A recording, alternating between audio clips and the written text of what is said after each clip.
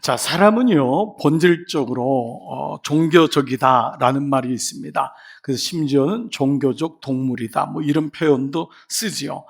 그것은 피조물 가운데 삶에 대해서 이유와 의미를 찾고, 또 존재와 소유 사이에서 갈등하고, 또 삶과 죽음이란 단어 앞에서 회의를 할 수 있는, 회의라는 마음을 가질 수 있는 존재, 피조물이 사람밖에 없기 때문에 그렇습니다. 아무리 여러분 우리가 알고 있는 짐승일지라도, 또 아니면은 우리가 보통 이 사람을 따라 이렇게 됐다고 하는 우리 원숭이라는 경우를 봐도, 아무리 철저하게 모아둬도 그들이 예배를 하거나 삶의 의미를 찾거나 삶의 소유와 존재 앞에서 고민하지는 않습니다. 그래서 진화론의 한계가 여기 있지 않습니까? 자, 이런 의미로 보면 종교라는 이 단어를 우리가 사전에서 찾아오면 좀 심플하게 나와 있어요. 예를 들면 이렇습니다. 신이나 절대적인 힘을 통하여 인간의 고민을 해결하고 삶의 근본 목적을 찾는 행위나 문화, 체계, 이러면 어느 정도 이해가 되시죠? 우리 삶에 있는 이 문제, 고민을 해결하기 위해서 신이나 절대적인 존재를, 힘을 얻기를 원하는 거죠. 또 더 나아가서는 삶의 근본적인 목적을 알고 싶어하는 사람들이 종교를 향하여 갖고 또 이런 마음을 갖습니다. 자, 그런데 이런 가운데 이 인간과 종교라는 전제 가운데 왜 그러면 사람은 종교적인가? 왜 종교적인 마음을 갖게 되는가? 라는 질문을 한 번쯤은 가져볼 필요가 있습니다. 왜 사람은 종교적이라고 할까요? 그것은 아마 이 두 단어 때문에 그렇습니다. 첫 번째는 유한성이란 단어고, 두 번째는 제한성이란 단어입니다. 유한성은 뭐죠? 사람의 인생이 길지 않다는 것입니다. 여러분 가운데 아마 여러분 남은 인생이 30년, 길어도 50년. 젊은이들은 좀 아직까지 이런 생각하지 않겠지만 우리의 삶은 유한하다는 것을 알게 됩니다. 두 번째는 제한성입니다. 아무리 능력이 있고 건강해도 어느 날 리미트가 있어요. 제한된다는 것을 깨닫습니다. 이건 사실 슬픈 일이 아닙니다. 인생을 통해서 성숙해질수록 이 유한성과 제한성을 깨닫고 이거를 삶의 단어로 한다면 우리는 바로 보채과 혼돈이라는 단어로 대체할 수 있습니다. 우리의 삶이 대단히 많은 것 같은데 늘 보채예요. 늘 이 결핍이 오는 거예요. 그리고 늘 우리의 삶에 혼돈이 온다는 것입니다. 자, 그런데 여기서 만약에 우리가 하나님 관계가 끝난다면 그야말로 우리와 하나님과의 관계는 종교적인 관계로 머물게 될 거예요. 결국 우리에게는 하나님은 결국 나의 결핍과 혼돈을 채워주는 대상이 될 것이고, 이것을 채움받기 위해서 어떤 사람은 행위로, 어떤 사람은 지성으로, 어떤 사람은 자기의 모든 걸 동원해서 신을 감동시키는 행위로 머물게 될 것입니다. 그래서 이 지점에서 우리가 꼭 물어봐야 될 질문이 있어요. 여러분이 모태신앙이든 이미 거듭난 사람이든 오랫동안 교회를 나왔던 사람이든 아니면 오늘 처음, 나는 교회가 좀 익숙하지 않아요. 모든 사람에게 오늘 질문은 뭐냐 하면, 내가 믿고 있는 것은 종교인가 아니면은 예수인가라고 하는, 나는 어떻게 예수를 믿는 것과 종교를 믿는 것의 차이는 무엇인가를 물어보셔야 한다는 것입니다. 즉, 신앙과 종교의 차이입니다. 그 여러분들이 알고 있는 로마서의 또 다른 제목, 복음 중에 복음이라고 하는 로마서의 또 다른 제목이 뭐냐면, 종교에 매이지 않는 그리스도인이 로마서의 주제가 되는 거예요. 하나님의 자녀가 되었다는 것은 종교에 매이지 않는 그리스도인, 또 하나의 제목은 십자가로 충분한 그리스도인, 이것이 바로 로마서의 주제가 되는 이유입니다. 자, 우리가 이제 이런 배경을 가지고 오늘 이제 두 번째 욥의 두 번째 논쟁으로 한번 들어가 볼게요. 어제까지 말씀이 4장부터 15장, 14장까지가 논쟁의 챕터 1입니다. 욥의 말씀은 세 번의 논쟁이 계속 반복되는 거예요. 그래서 오늘 15장부터 21장까지가 논쟁의 두 번째예요. 논쟁 마당의 두 번째. 그 말씀이 처음이 엘리바스, 장형이 다시 똑같이 입을 엽니다. 자, 그는 개인적인 말로 멈추지 않고 아주 이것을 공론화시켜요. 처음에 4장, 5장에 나올 때는 엘리바스는 나름대로 어른으로서의 품위도 지키고 이렇게까지 나무라진 않아요. 그런데 엘리바스는 이제 화가 나 있어요. 그래서 아예 욥을 밀어붙입니다. 자, 그런데 우리가 이 세 친구들의 논쟁을 묵상하면서 놓치지 말아야 될 아주 중요한 것이 하나 있어요. 물론 우리는 기본적으로 이러한 세 친구의 무례함이나 혹은 공감하지 못함에 대해서는 동일해요. 여러분, 위로자는 절대 이러면 안 됩니다. 그 사람의 고난의 깊이를 내가 당하지 않고는 알 수가 없어요. 아들을 잃었는데 가서 죄값이야. 네가 죄 졌으니까 가만 생각해봐. 하나님 앞에 잘한 게 뭐 있어? 여러분, 말도 안 되고 또 말은 되는 것 같을지라도 그것 자체는 위로자로서는 온전한 모습이 아니에요. 그러니까 세 친구는 사실은 어찌 보면 무례함도 있고 또 공감하지 못하는 모습도 있어요. 그러나 성령의 감동으로 쓰여진 욥기가 우리에게 무례하지 말자, 우리에게 공감하자라고 하는 메시지라면 이것은 굳이 구속사적으로 볼 이유가 없는 거죠. 그렇다면 이 욥기를 통해 보여주시는 세 친구의 논쟁을 통해 보여주시는 오늘 두 번째 논쟁에는 바로 왜 세상은 왜 복음에 불편해하는가 라고 하는 기본적인 맥락을 깔고 있어요. 이거는 이제 욥기를 여러분들이 기본적으로 묵상을 한 거를 제가 전제로 좀 더 어드밴스로 여러분을 인도하는 거예요. 왜 세상은, 왜 여러분 주변의 친구들은 여러분하고 편하게 밥 먹을 때는 괜찮다가도 복음을 얘기하면 왜 불편해할까?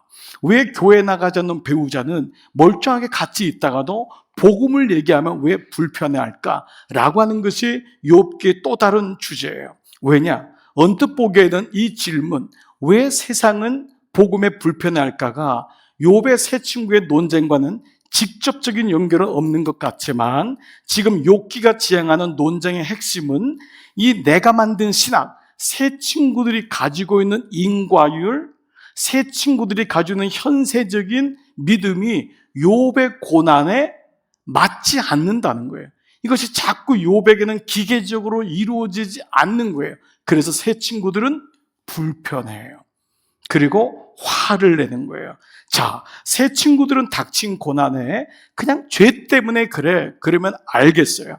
내 죄가 큽니다. 그리고 그냥 울고 불고 한번 회개하고 하나님 잘못했어요 라면서 항복하면 되는데 또박 말을 이어가는 욥이 진짜 미워 죽겠는 거예요.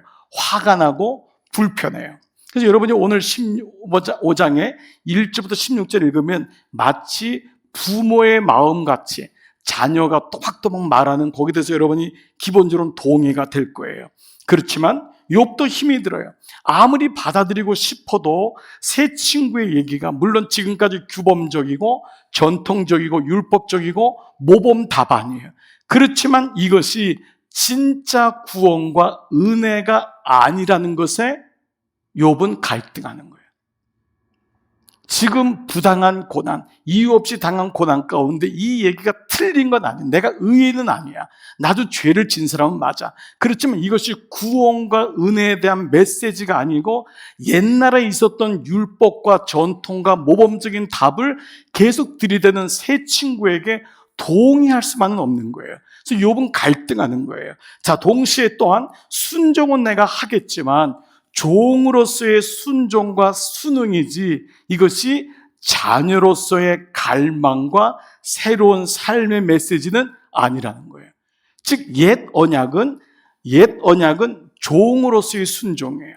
이것이 규범이에요. 율법이에요. 그러나 욥은 한 단계 더 나가서 신자의 예표라고 했잖아. 이것은 뭐냐면 거듭난 자, 하나님의 자녀가 된 자의 기쁨이 무엇인지를 보여주고 있는 거예요. 똑같은 고난이 임했는데 세 친구들은 율법에 순응해라. 이건 종으로서의 순종이에요. 그러나 욥이 보여주는 것은 하나님 자녀로서 갈등하는 거예요. 하나님 자녀로서 새로운 삶에 대해서 왜 나는 이렇게 이유 없는 고난을 당할까?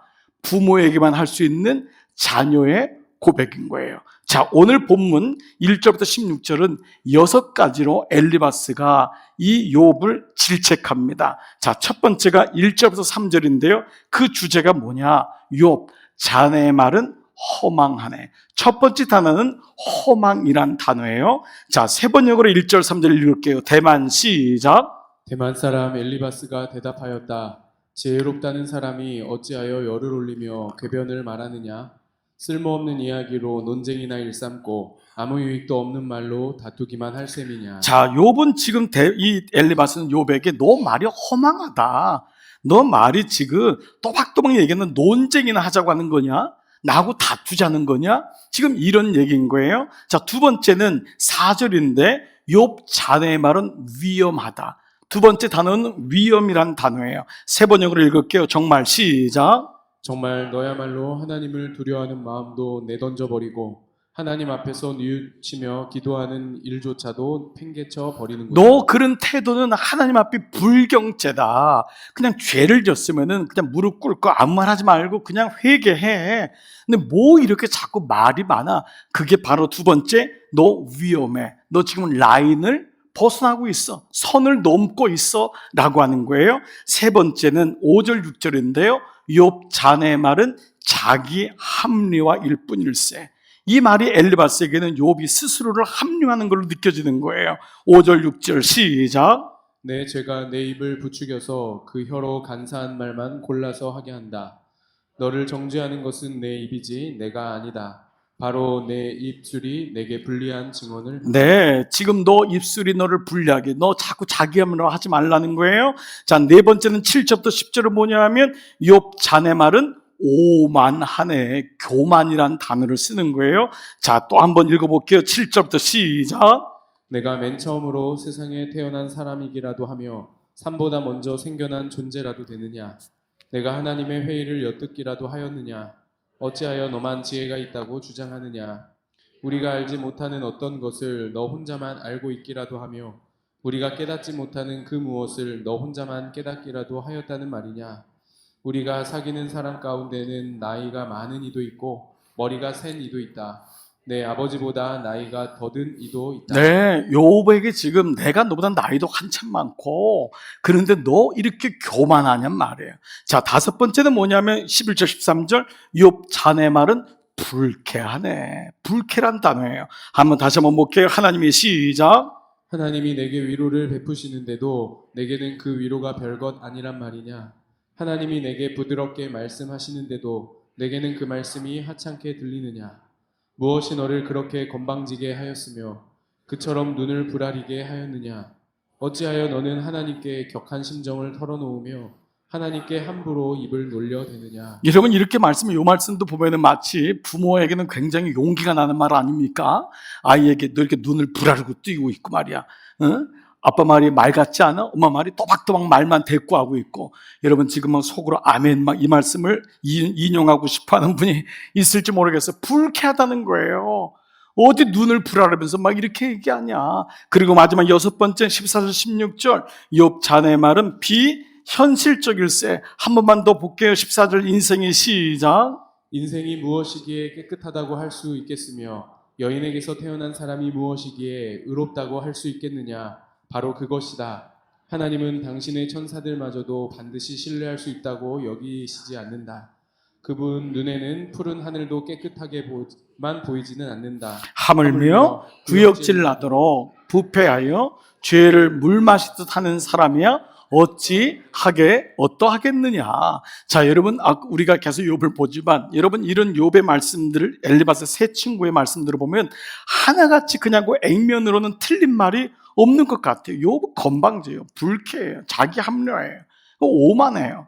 그리고 비현실적이에요. 이런 지금 단어들을 계속 쓰고 있어요. 그런데 여러분 분명히 욥의 기준을 가져야 돼요. 하나님은 이 세 친구의 말이 틀렸다고 얘기를 했어요. 그러니까 우리가 절대 성경은 그 구절을 가지고 보면 절대 안 돼요. 그 구절을 가지고 인용하면 안 돼요. 마치 우리가 이미 욥에서 배웠다듯이 내 시작은 미약했지만 나중은 심히 창대하리라. 여러분 집에 있는 팻말 다 떼었죠? 네? 그거 뺐죠. 아직도 그거 보면서 기복주의적인 잘못된 믿음을 그거만 떼가지고 하는 것, 이것이 얼마나 무서운지 여러분 아시잖아요. 이것이 부패된 그리스도의 모습이에요. 말씀이 없는 삶이에요. 자, 그런데 지금 엘리바스가 뭐지? 아주 불편해하는 거예요. 욥에 대해서 기존적인 율법과 전통으로는 이 욥의 고민조차도 허용이 되지를 않는 거예요.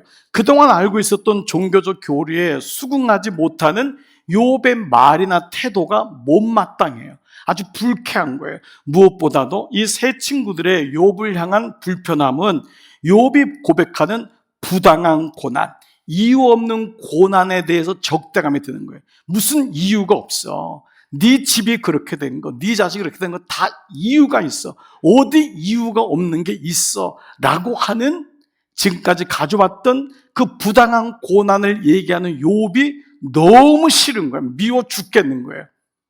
그냥 꼼짝없이 그냥 회개하면 될 터인데, 그러나 동시에 이 세 친구들의 적대감은 세상이 불편해하거나 예수를 아는 것 같지만 종교적인 사람이 가지고 있는 부당한 은혜에 대한 예표이기도 해요. 왜냐하면 세 친구는 나중에 욥에게 용서를 구해요. 하나님이 잘못했다고 얘기해요. 이것은 뭐냐 하면 율법에 머물러 있는 세상, 혹은 교회를 다니지만 예수를 믿는다고 하지만 종교에 머물러 있는 사람의 예표가 세 친구이기 때문에 그래요.